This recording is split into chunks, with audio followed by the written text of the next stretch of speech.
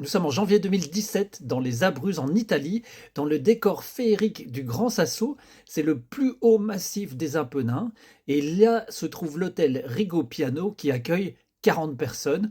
Au programme luxe, calme, neige, c'est une véritable carte postale mais qui va voler en éclats.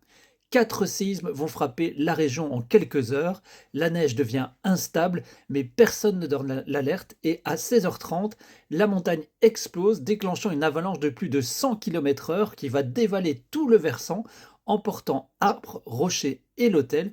Le bâtiment est littéralement déplacé de 10 mètres, une aile va s'effondrer comme un château de cartes, les chambres sont broyées, il y a des hurlements, le silence et puis plus rien. Sous 4 mètres de neige, cependant, des survivants vont s'accrocher. Une pièce protégée par un plafond en béton armé va résister et dedans se trouvent donc 10 personnes, dont 6 enfants. Ils trouvent une poche d'air, ils sont vivants, mais pour combien de temps? Et comme le froid est glacial, ils improvisent avec des meubles brisés, des coussins, des tissus, un feu de fortune dans l'obscurité pour ne pas mourir de froid.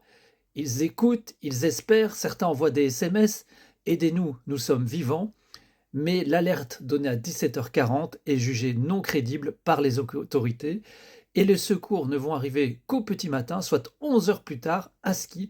Ce sera trop tard pour beaucoup. 29 personnes ne vont jamais revoir le jour.